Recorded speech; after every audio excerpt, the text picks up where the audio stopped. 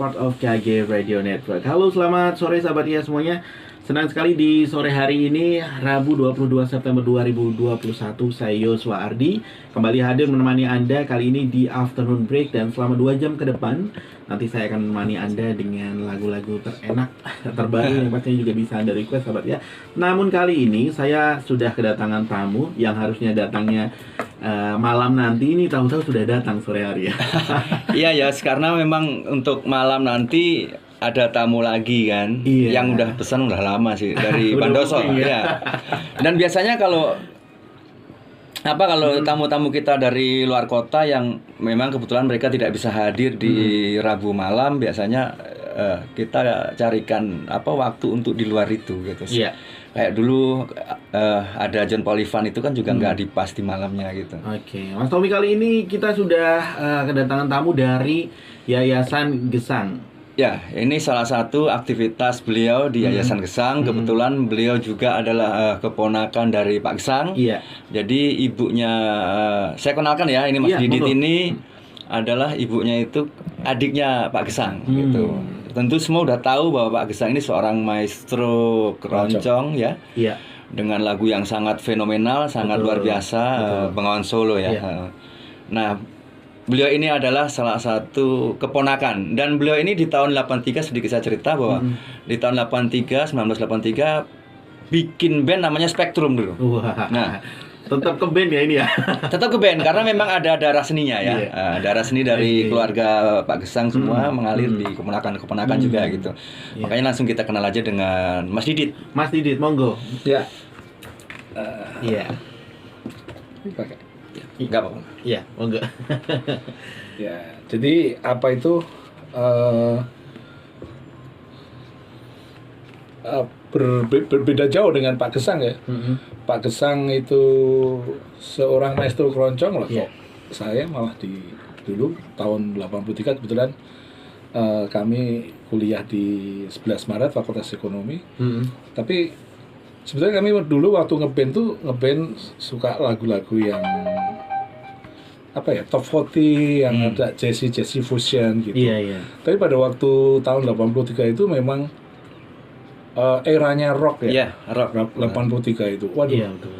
Jadi kami kayaknya seneng hobi punya main band, tapi kalau ngelihat pada orang main band yang selain rock kok nggak ada yang nonton, nggak ada ini.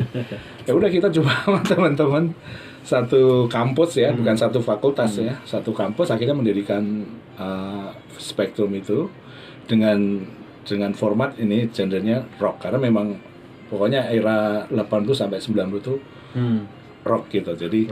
Jadi kalau mohon maaf kalau kebetulan ini kan dengan Pak Gesang, dia adalah keroncong saya, tapi artinya kita sama-sama iniin darah seni itu. Jadi ininya itu.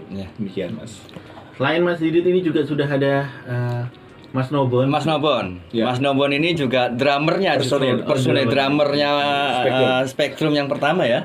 Ya. Termasuk salah satu pendiri juga itu, Mas Nobon ini. Saya tuh sering dengar nama beliau tapi baru jumpa kali baru ini. Mungkin karena selisih usia ya. Kalau beliau ini tahun 83 itu ngeband, mereka sudah mahasiswa, saya tuh waktu itu masih SD gitu. Kalau saya panggil Om kayaknya ketuaan ya. Saya belum lahir. Biar lebih akrab saya panggil Mas saja ya.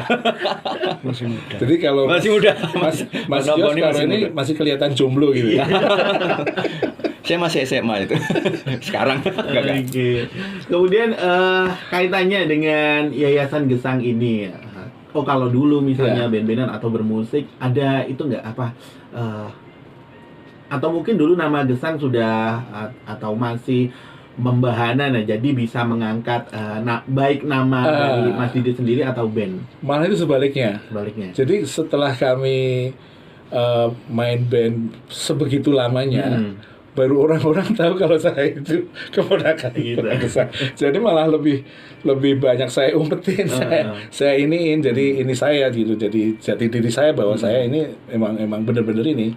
Karena sejarah yayasan itu juga lebih banyak untuk ini ya, untuk Pak Gesang, untuk kegiatan setelah kemungkinan setelah Pak Gesang nggak ada, nanti kan bagaimana tetap kegiatan keroncong itu bisa tetap eksis dan sebagainya gitu. Sebenarnya Yayasan Gesang itu dibuat dengan tujuan apa awalnya?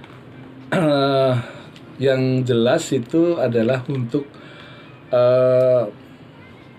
menguri-uri itu bahasa Jawanya itu menguri-uri itu supaya kegiatan keroncong itu tetap bisa berjalan dan karena Pak Gesang itu sebagai tokoh yang sudah dimaestrokan kan artinya tentunya akan lebih ada nilai ininya walaupun di keroncong kan ada organisasinya Hamgri segala macam dan walaupun dan itu juga sangat berhubungan jadi tapi lebih jauh lagi sebetulnya hanya untuk menginikan seperti tadi saya sampaikan sebelumnya karena Pak Gesang ini tidak mempunyai ahli waris dan kegiatan Pak Gesang itu sesudah meninggal tuh banyak meninggalkan hak-hak ekonomi yang masih harus diberikan harus diterima jadi